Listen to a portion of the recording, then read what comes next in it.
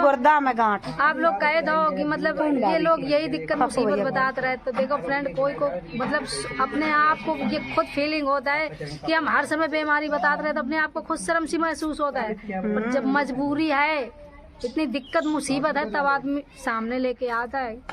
तो फ्रेंड आप लोग ऐसी बात मत करो कि मतलब हर चीज को वही दिखाती हैं।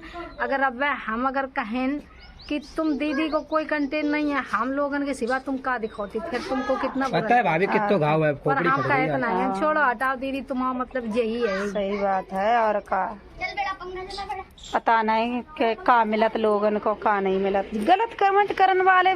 जय श्री श्याम दोस्तों, कैसे हैं आप सभी? आई होप बहुत अच्छे होंगे, खुश होंगे। तो भाई आज चलते हैं हमारी गुटका भौजी की तरफ, जहाँ पे भाई ढेर सारी औरतें आ रखी हैं भाई, मिलने जुलने जो भी है। और आपने एक चीज़ नोटिस की है, गुटका भौजी के पास सब लोग संडे को ही क्यों मिलने आते हैं? ज़रा मुझे इस चीज़ का जवाब दीजिएगा आप, कि संडे को ही सब लोग क्यों मिलने आते हैं? जबकि संडे को शिवानी कुमारी का ऑफिस वहाँ खुला होता है, तो शिवानी कुमारी तो गाँव में होती नहीं है, मगर सब लोग इनसे मिलने आते हैं। तो मुझे ज़रा रीज़न बताइएगा आप लोग।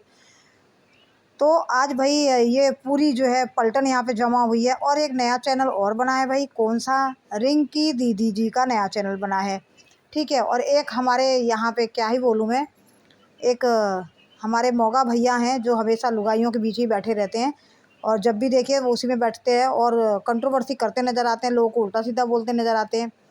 और उनको तो बस अकेले कोई वीडियो मिलती ही नहीं है, अकेला कोई ब्लॉग मिलता ही नहीं है। मतलब जितने ब्लॉग आएंगे औरतों के बीच में ही आएंगे। और उसमें ये क्या बोलते हैं, इसने ये बोला है कि जो रिएक्शन चैनल वाले हैं वो अरियारी गांव से जो है, अरियारी के मतलब अरियारी से ही तवा रख के रोटी सेकते हैं। यानी कि हम लोगों को और तो कोई काम नहीं है, अरियारी गांव से ही हमारी जो है रोटी चलती है। भाई हमारी अरियारी गांव से रोटी चलती है, तो तेरी कहाँ से चलती है भाई?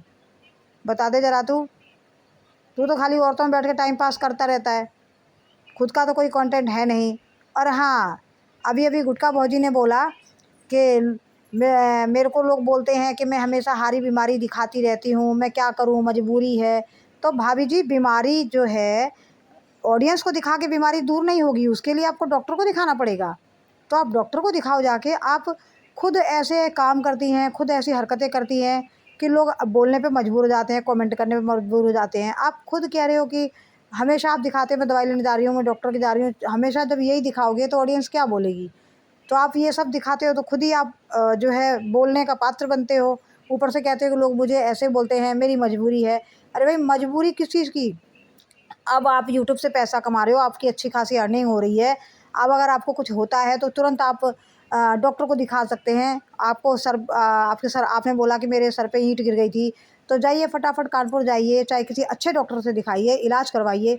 ऑडियंस क्या करेगी आप बताइए? ऑडियंस सिर्फ बोल के रह जाएगी, मगर इलाज तो आपका डॉक्टर के पास से ही होगा ना। इसीलिए ऑडियंस बोलती है कि आप बोलते हो कि मैं दवाई लेने जा रही हूँ, ये करने जा रही हूँ, वो करने जा रही हूँ। तो इससे कोई फ़ायदा नहीं है। आप खुद अपना मजाक बनवाते हो, आप खुद अपना जो है बोलते हो, तो भाई लोग बोलते हैं। ऊपर से आपको इसी चीज़ पे मिर्ची लगती है, तो भाई डॉक्टर ही इलाज कर सकता है आपका। आप बोलते हो कि मुझे कोई कंटेंट नहीं है, और दूसरे को बोल रहे हो कि आपके पास कोई कंटेंट नहीं है, हमें ही देख के तुम अपना कंटेंट बनाओ। तो भाभी जी, हम आपको देख के कंटेंट नहीं बनाते हैं, और हमें कंटेंट की कोई कमी नहीं है। हम जिस चाहे उस यूट्यूबर पे वीडियो बना सकते हैं। तो आपकी हरकत ऐसी है कि हम भी मजबूर होते हैं कि हम आपके ऊपर वीडियो बनाएं। और एक बात बता दूं आपको, हमारे वीडियो बनाने से आपको फ़ायदा होता है, इसलिए कि जब हम वीडियो बनाते हैं तो आपके व्यूज़ बढ़ते हैं। कि लोग, अगर हम आपके ऊपर वीडियो बनाते हैं तो लोग आपको आकर देखते हैं, ठीक है। आपकी पब्लिसिटी हमारी वजह से बढ़ती है, ये बात आप समझ लो, ठीक है। और हमसे ही आपको फ़ायदा होता है, क्योंकि रिएक्शन चैनल वाले जब रिएक्शन शुरू करते हैं ना, तो लोग दौड़ दौड़ के रिएक्शन को देखते हैं, और जिसके ऊपर रिएक्शन देते हैं उस क्रिएटर को देखते हैं। तो ये बात आपको समझ में नहीं आई।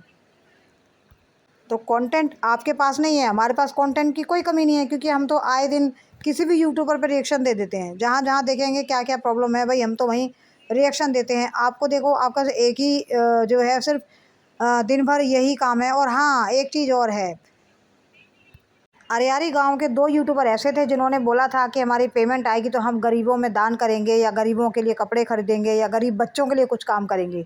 तो भाई गुटका भौजी की कई पेमेंट आ चुकी, मगर इन्होंने गरीब बच्चों के लिए कुछ नहीं किया, और ना गरीब बच्चों के लिए कुछ खरीद के दिया। तो आप देख लीजिए ये क्या बोलती हैं और करती क्या है। 3 पेमेंट आने के बाद भी इन्होंने किसी के लिए कुछ नहीं किया। और हाँ, इन्होंने एक बात बोली थी कि भाई मेरी पेमेंट आते ही, देखिए जिसका घर के ऊपर छत नहीं होती वो सबसे पहले सोचता है कि मुझे 4 पैसे आएँ और जो मुझे ज़रूरत है उसको मैं पहले सही करूँ। तो यहाँ पे जब लोगों ने इनसे सवाल किए कि भाई आपको पेमेंट मिल चुकी है तो आपने घर की छत क्यों नहीं सही कराई, तो इन्होंने क्या जवाब दिया कि अभी मैं छत डलवा लूँगी तो मुझे कोई क्या फ़ायदा, और मैं क्यों ना छोटा सा ही कमरा बना लूँगी। मतलब अब छत छोड़ के अब ये सीधा घर बनाएंगी, एक बड़ा सा कमरा बनाएंगी। ठीक है, तो अभी तक तो नहीं बना है, अभी 1-2 महीने बाद बरसात का टाइम हो जाएगा तब और नहीं बनेगा।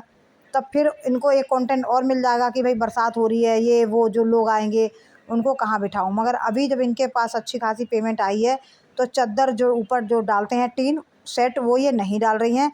अब इनका कहना है कि भाई अब ये एक कमरा बनाएंगी, अब टीन नहीं डालेंगी, अब सीधे सीधे कमरा बनाएंगी। तो ये है इनका हाल। तो और भाई भौजी यहाँ पे बोलती हैं कि लोग रिएक्शन वाली को बोलती हैं कि नकल कर कर के वीडियो बनाती हैं। अरे हम क्या नकल करेंगे, नकल तो आप करती हो, क्योंकि आप शिवानी कुमारी की तरह नकल उतारती हो, शिवानी की तरह वीडियो बनाने की कोशिश करती हो, शिवानी की तरह ही ब्लॉग बनाने की कोशिश करती हो। तो भाई नकल के लिए भी अकल की ज़रूरत होती है। तो पहले नकल करने के लिए अकल की ज़रूरत होती है, तो वो अकल भी आप इस्तेमाल कर लो ना। तो वो तो आपसे होता नहीं है, बस रिएक्शन चैनल वालों को बोल देना है। और हाँ, आप ये बताइए, इनको 3 पेमेंट आने के बाद मैंने बोला ना कि छत ये नहीं बनवाएंगी। अब मान लो ये बोली कि ऊपर से ईंट गिरी, इनका सर फूटा। भगवान ना करे वहाँ पे इनकी जगह अगर कोई बच्चा होता तो कोई भी बड़ा हादसा हो सकता था। हो सकता है कि नहीं हो सकता था? हो सकता था। मगर इनके दिमाग अभी भी, मतलब ईंट पत्थर गिरने के कारण अभी भी इनका माइंड काम नहीं कर रहा है। और ये चद्दर, ये टीना डलवाने की जगह अब ये घर बनाने की सोच रही हैं कि टीना ना डलवा के एक ही बार घर बना लूँ। और जबकि पता है कि आंधी तूफान आता है और इनके घर में ईंट पत्थर गिरते रहते हैं, कभी भी कोई भी हादसा हो सकता है। वो इनके समझ में नहीं आ रहा है। तो चलिए फ्रेंड, इनके समझ में नहीं आएगा और इनको कोई गम नहीं है अगर किसी को ईंट गिरे, पत्थर गिरे ऊपर से, इनको कोई नहीं है। इनको टीना नहीं डलवाना, ये डायरेक्ट घर बनवाएंगी। तो चलिए जी, इनके सोच को सलाम है। और क्योंकि इनको बच्चों की कोई टेंशन नहीं है, कोई परवाह नहीं है, बस अपने आप से मतलब है। वो ईंट गिरने का डर नहीं है कि भाई टीना डलवा लूँ, कल को आंधी तूफान आता है तो इनकी चद्दर इनका जो तिरपाल उरपाल सब उड़ जाती है और ईंटा पत्थर नीचे गिर सकता है, उनका डर इनको नहीं है। तो अभी भी इनकी अकल नहीं खुल रही है, तो कम से कम अभी इमरजेंसी में कम से कम टीना डलवा लें और उसके बाद धीरे से कभी हो तो घर बनवा लें। नहीं, इनके समझ में नहीं आ रहा है। तो चलिए जी, इनको कोई डर नहीं है हादसा होने का। और आज की वीडियो तक यहीं तक रहने देते हैं। दीजिएगा अपनी अपनी राय। मिलते हैं अगली वीडियो में, तब तक राधे राधे, जय श्री श्याम।